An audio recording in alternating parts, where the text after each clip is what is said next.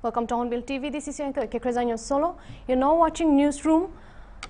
Yesterday, Deputy Chief Minister Y. Patton, along with the state officials, Director General of Police, 3 districts, Newland, Chumukidima and Dimapur District Administration and Naga Civil Societies held a meeting for illegal immigrants at Rhododendron Hall in Chumukidima. During the meeting, Y. Patton informed that over 200 ILP defaulters have been identified and over 50 have been arrested in this connection. Patton also said that a Nagaland Inner Line Permit Implementation Committee have been set up and has already submitted a report to the state government. Meanwhile, DGP Rupin Sharma has assured that there was so far no footfall of illegal immigrants in the state due to crisis in Bangladesh. We'll now be joined by our Associate Editor L. Muli to discuss on this matter. Hello, L. Hello. L, can you hear me? Yeah, I can hear you. I can hear you. Hello, L. Am I audible? Yeah, you are audible. I can hear you. Yes, L. So, first of all, what are the specific measures that have been implemented at the interstate entry points to address the influx of illegal immigrants?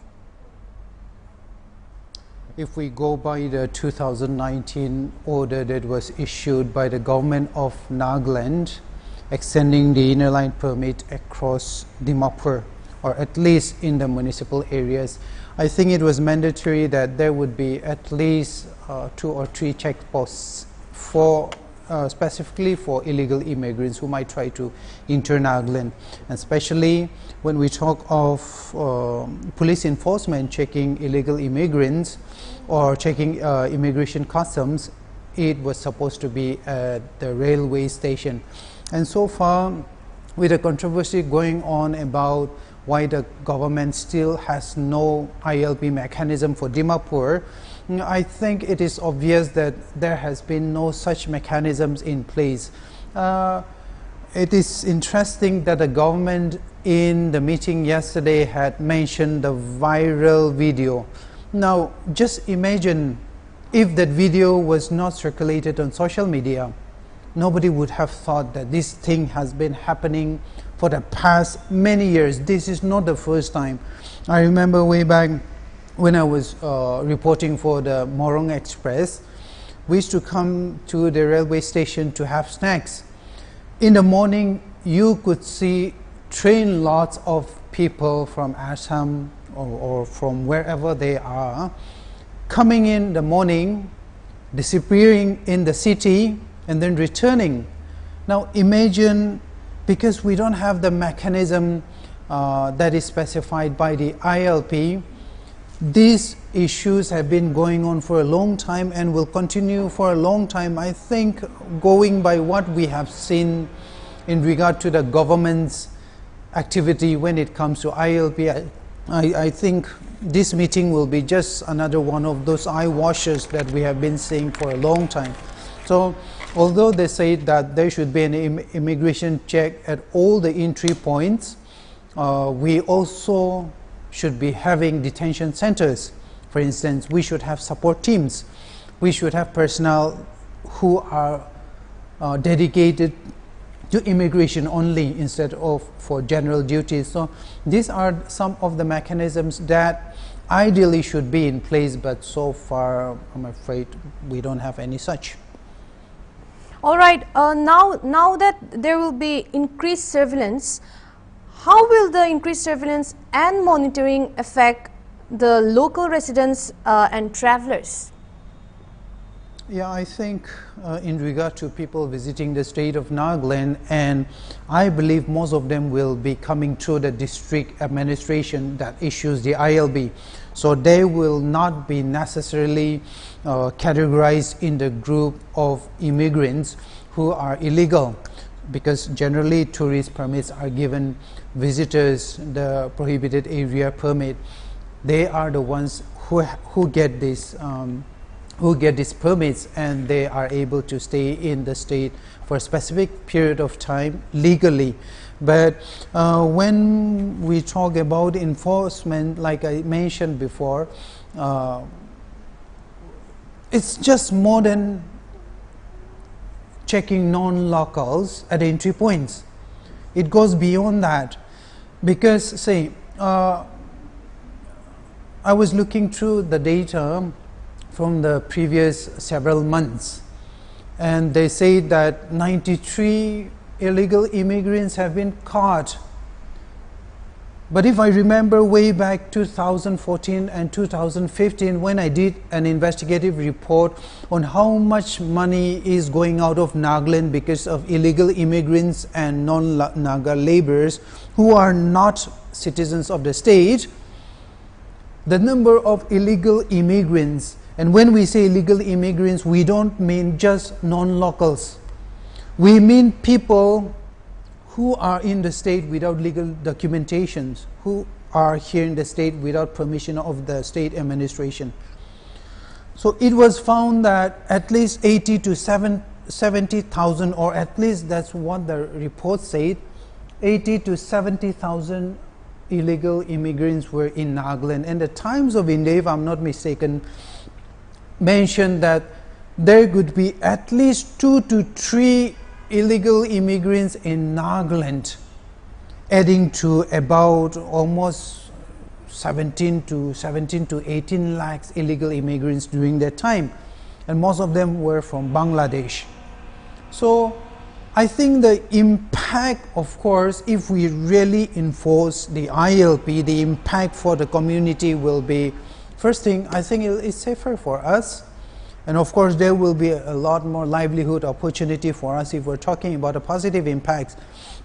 Negatively, I think we are going to lose a lot of the labor force, because these illegal immigrants are here because there is a lot of job scope in Nagaland. They're here not because there are no jobs. Nobody would be here if there were no jobs. They're here because there is a lot of employment opportunities in here. The kind of jobs that Naga youths don't want to do, they are the ones who are doing it. So obviously if they leave and if the enforcement starts, then I think the negative will be that we're going to, for at least a few years, the impact will be on the, let's say, construction sector. We have farmers. If you go to Newland this side or outskirts of Dimapur, if you go towards Borlingri side, the border areas, all the lands are being tilled by non-local laborers, and these lands are owned by Nagas. So the impact for a few years will be on the workforce of the state. But I think if our people could start really going into these sectors, then I think it will be, this negative will be turned into a positive advantage for all of us. And in regard to the government side of the apparatus, I think the impact will be that I think we will require a lot more dedicated workforce. The government was not talking about illegal immigrants. It was only after the viral video that they started talking about illegal immigrants, but it has been going on for a long time. So I think it is time for the government of Nagaland to really seriously and proactively engage this issue, not just at a community level and at a governmental level, but at a policy level, where they create a dedicated mechanism that will stringently check illegal immigration. That means you create a new set of personnel who will be taking care of this particular problem. You will have to set up checkposts everywhere, entry points, not just in Dimapur, but all the border areas. You will have to set up a policy level stipulation for the community and for the government to be part of the stakeholding government, so that the government and the community can work together in stemming the influx. All right, Al, coming back to the meeting, Patton also said that a Nagaland Inner Line Permit Implementation Committee have been set up and has already submitted a report to the state government. How do you think, how effective will this be? And will there be any drawbacks regarding this? I don't know. I'm someone who has always been cynical about governments and seeing all the events that have been happening in Nagaland during the past 50 years, especially this generation of leadership that we have in the government of Nagaland over the past 20 years, I'm not really optimistic about anything. I think it's just a nature to us.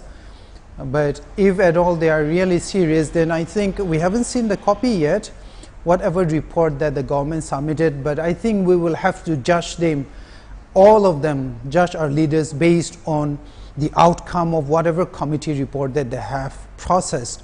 I think we'll have to wait in that regard, but if, like I said, if what we have seen over the past 50 to 20 years in Nagaland in regard to illegal immigration, if we have seen enough of it, then I think we should also be a little cynical and not take the government or the authorities' word for it in this regard. DGP Rupin Sharma has assured that there was so far no footfall of illegal immigrants in the state due to the crisis in Bangladesh. But my question is, are there proper data and reports on the numbers and the statistics? And if so, can we rely?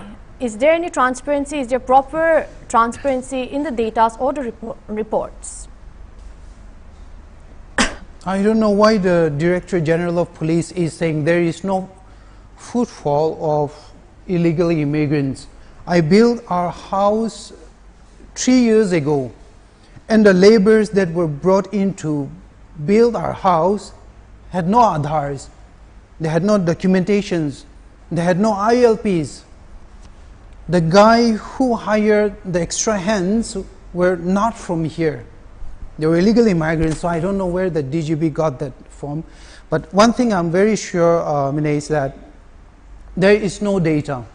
In 2018 and 2009, I did an investigative report with the National Foundation of India in regard to Nagaland's possible unregistered, undocumented laborers in the unorganized sectors.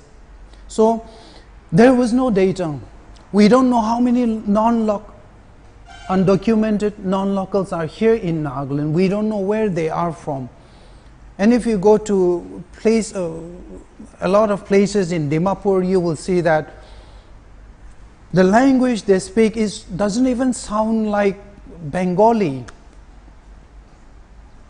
But they will tell you they're from Tripura and they're from Assam. I don't know why the government is in denial mode in this regard. Every day we use every single service and utilities in Nagaland that are serviced by non-local individuals. And I'm not talking about people from Bihar or Delhi or Tamil Nadu. I'm talking about people who seem to speak a strain of Bengali that doesn't sound like something from Kolkata. So we don't have data. We don't have data. We call up the government, the labor statistics department also, the statistics department and the labor authorities also. I have done a report, it's with Eastern Mirror. No data at all, because we don't have mechanisms in place to study the whole picture and come at a detail where you can actually enforce the policy.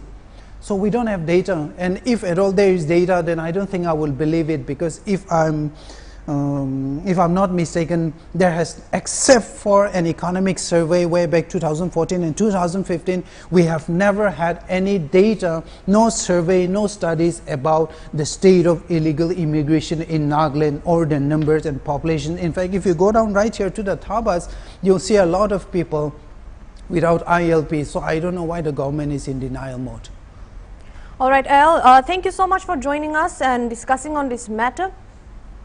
Thank you for having me. That's all for now. We'll be updating you with more information as we receive. Thank you for watching Hornbill TV.